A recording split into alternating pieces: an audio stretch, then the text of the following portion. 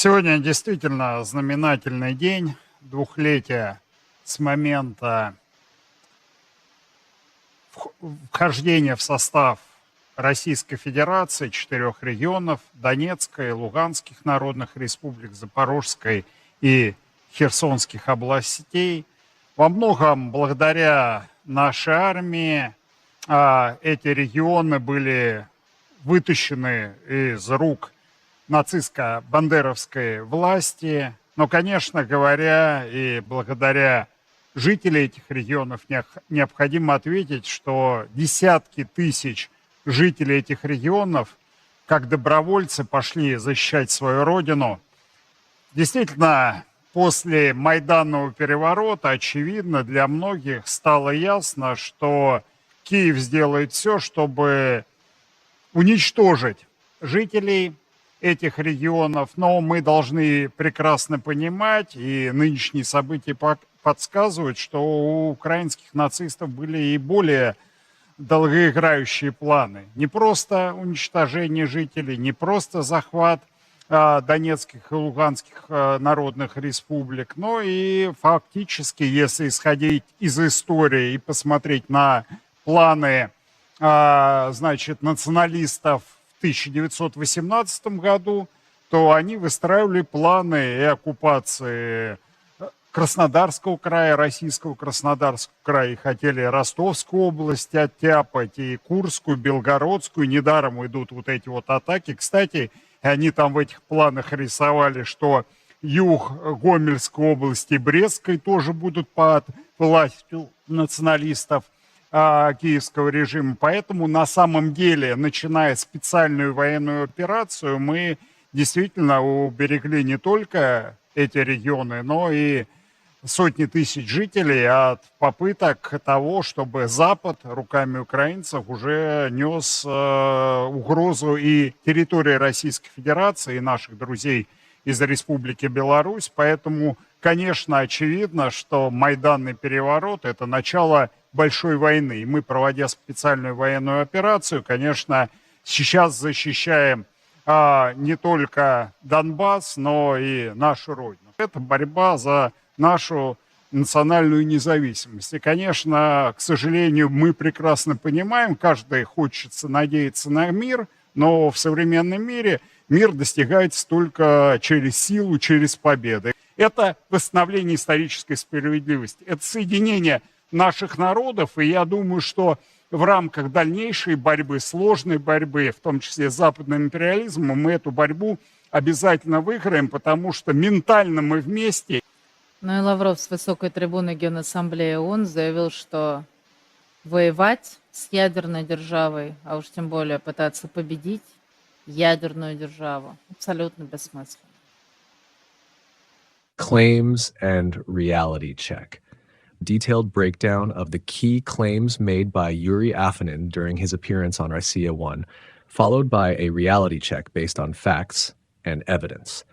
Afonin's statements are filled with disinformation and manipulative rhetoric, aiming to distort the historical and geopolitical realities surrounding Russia's invasion of Ukraine and broader international relations. 1. Claim: Ukraine has been plotting to attack Russia since 1918. If you look at the history and the plans of Ukrainian nationalists from 1918, they were planning to occupy the Russian Krasnodar region, Rostov, and Kursk regions. They even claimed parts of Belarus. Reality check. This claim is a blatant distortion of historical facts and an attempt to rewrite history to justify Russia's current aggression. It suggests that Ukraine has harbored expansionist ambitions against Russia for more than a century, which is not supported by any credible historical evidence. 1. Historical context. In 1918, Ukraine was in the midst of a struggle for independence following the collapse of the Russian Empire, not plotting invasions of Russian territories. The country was caught between Bolshevik forces, White Russian armies, and foreign interventionists. The Ukrainian People's Republic was fighting for its own sovereignty and had no ambitions to occupy Russian or Belarusian territories. Afonin's claim completely misrepresents this period as a time when Ukraine supposedly sought to expand its borders rather than defend its own newly declared independence. manipulative use of history. Afonin's narrative is part of a broader Russian tactic to demonize Ukrainian nationalism and portray Ukraine as inherently aggressive, despite the fact that Ukraine's modern borders were internationally recognized and its post-Soviet era has been focused on self-determination and sovereignty, not expansionism. This historical manipulation is intended to create a false justification for Russia's illegal invasion of Ukraine, presenting it as a defensive action against long-standing Ukrainian threats. 2. Claim. The 2014 Euromaidan uprising marked the beginning of a large-scale war against Russia. The Maidan coup of 2014 was the beginning of a big war. We are now fighting not only for Donbass, but also for our homeland. Reality check. Afonin's characterization of the 2014 Euromaidan revolution as a coup and the beginning of a war against Russia is factually inaccurate and deliberately misleading. 1. Euromaidan was a popular uprising. The Euromaidan protests in 2013-2014 were a response to the then Ukrainian President Viktor Yanukovych's decision to abandon a key association agreement with the European Union in favor of closer ties with Russia.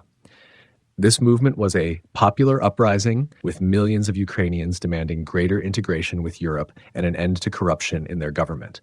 It was not a coup orchestrated by outside forces, but a reflection of Ukraine's people's desire for democratic reforms. 2. Russia's role in escalation.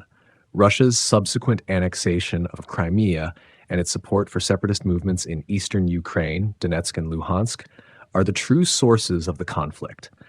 By calling Euromaidan a coup, Afonin attempts to delegitimize Ukraine's democratic aspirations and justify Russia's military intervention.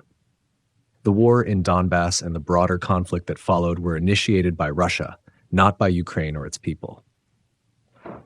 Claim. Ukraine seeks to destroy the people of Donetsk and Luhansk. After the Maidan, it became clear that Kyiv would do everything to destroy the people of these regions.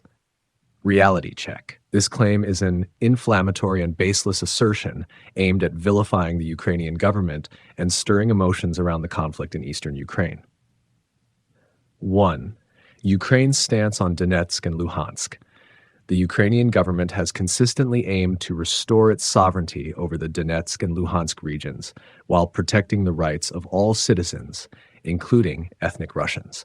Claims that Kyiv sought to destroy the populations of these regions are not supported by evidence. In fact, the Ukrainian government has repeatedly called for dialogue and offered amnesty to separatists willing to disarm and reintegrate into Ukrainian society. 2. Russian military involvement. It is Russia that has fueled the conflict in these regions by supplying weapons, troops, and financial support to separatist groups. The so-called People's Republics of Donetsk and Luhansk are Russian-backed proxies, and the ongoing violence in the region is largely a result of Moscow's interference, not Kyiv's actions. 4. Claim Ukraine's 2014 uprising and subsequent actions were Western-backed attempts to undermine Russia. The Maidan coup was orchestrated by the West to bring Ukraine under its control and weaken Russia. Reality check. This is a classic example of Russian propaganda, which frequently portrays the 2014 Euromaidan as a Western plot aimed at undermining Russia's influence. 1. Ukraine's sovereignty. The Euromaidan movement was a domestic uprising driven by the Ukrainian people's desire for closer ties with Europe and their rejection of Yanukovych's corrupt regime. While Western countries, particularly the European Union and the United States, supported Ukraine's democratic aspirations, there is no credible evidence to suggest that the West orchestrated the revolution.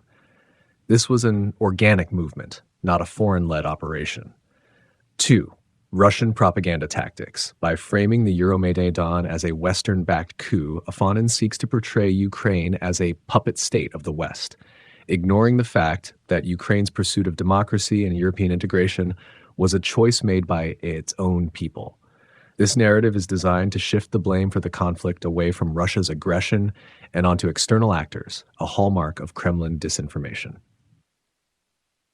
5. Claim Russia is fighting for its national independence and historical justice. We are fighting for our national independence and for the restoration of historical justice.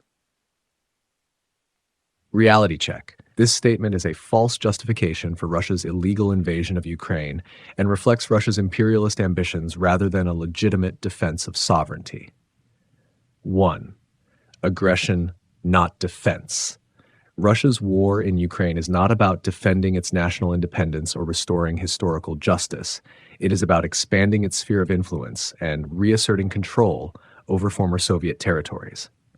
Ukraine is a sovereign nation with internationally recognized borders, and Russia's attempts to undermine that sovereignty through military force constitute a clear violation of international law.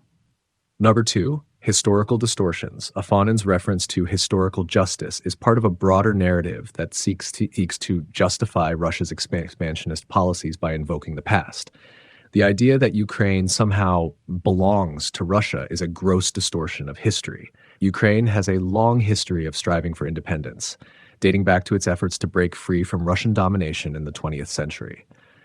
Russia's invasion is a continuation of its imperialist ambitions, not a restoration of justice. Conclusion.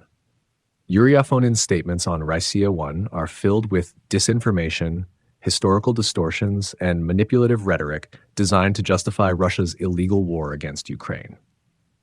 His claims about Ukraine's supposed long-standing threats to Russia, the nature of the 2014 Euromaidan, and Russia's current military actions are all false and serve only to support the Kremlin's propaganda narrative. By twisting historical events, demonizing Ukraine, and framing Russia as a victim, Afonin's statements contribute to the propaganda machine that seeks to mislead the Russian population and the international community. The reality is that Russia is the aggressor in this conflict, violating Ukraine's sovereignty and destabilizing the region, all while falsely claiming to defend its own independence.